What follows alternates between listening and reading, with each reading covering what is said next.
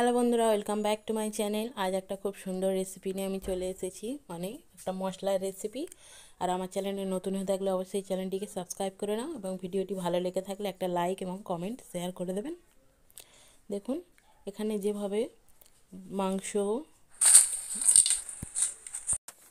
মাংস, ডিম বা আর যে কোনো তরকারিতে আমরা গরম মশলা ব্যবহার করে থাকি, তার জন্য একটা মশলা আমরা বাড়িতেই তৈরি করে নিই। কোনো রকম মশলা আমরা বাইরের কিনি না, এরকম গোটা মশলা দিয়ে আমরা বাড়িতেই বানিয়ে থাকি আমাদের গ্রামাঞ্চলের দিকে সবার। দেখুন, আমি এখানে জয়িত্রী নিয়ে নিয়েছি, এলাচ নিয়েছি, এরপর দারচিনি নিয়ে নিচ্ছি, এরপর লং নিয়ে নিচ্ছি। লংটা একটু অল্পই ছিল, সেই জন্য অল্প, নলে আর একটু দিলে ভালো হতো। দেখুন, এই গুঁড়ো মশলাটা কিন্তু আমরা বাড়িতেই বানিয়ে থাকি, আর এবং সব রকম তরকারিতে, মাংস, ডিম, যে কোনো তরকারিতে যেসব গরম মশলা লাগে তাতে আমরা ব্যবহার করে থাকি। দেখুন, সবকটা মশলা কিন্তু এরকম দারচিনিগুলো ভেঙে ভেঙে আমরা একদম কম আছে খুব ভালো করে একটু ভেজে নেব, মানে একদম লাল লাল করে না, একটু গরম হওয়ার মতো, যেভাবে আমরা গুঁড়ো করার জন্য গরম হয়ে থাকে সেরকম। এরপর কয়েকটা জিরা ছিল, গোলমরিচ, সেটা দিয়ে দিয়েছি, গোলমরিচ দিয়ে দিয়েছি অল্প করে। সেটা আগে ভিডিও আমি দেখাইনি, মানে যখন আমি মশলাগুলো বের করে নিচ্ছিলাম, ভাজার কড়াই আমি দিয়ে দিয়েছি। দেখুন, এগুলো একটু ড্রাই, ভালো করে একটু ভাজা করে নেব, মানে হালকা গরম করে, খুব ভালো করে একটু মরমরের মতো হয়ে থাকলে, আমরা যেহেতু শিলে বেটে নেব সেই জন্য একটু ভালো করে তৈরি করে নিতে হবে।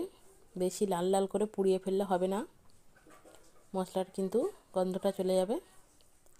দেখুন, খুব সুন্দরভাবে কিন্তু ভেজে নিয়েছি। এরপর দেখুন, শিলনোড়ার মধ্যে কিন্তু আমরা বেটে নিই গ্রাম অঞ্চলে।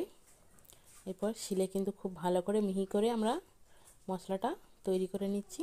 দেখতে পাচ্ছেন, শিলে কিন্তু এভাবে খুব সুন্দর মিহি করে আমরা বেটে নিলে কিন্তু খুব সুন্দর একটা গন্ধ বেরোবে।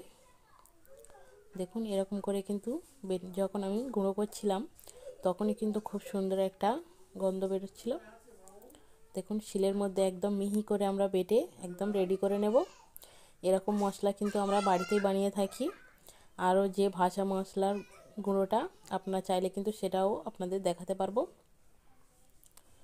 জিরে, ধনে যে গুঁড়ো আমরা ব্যবহার করি এখানে।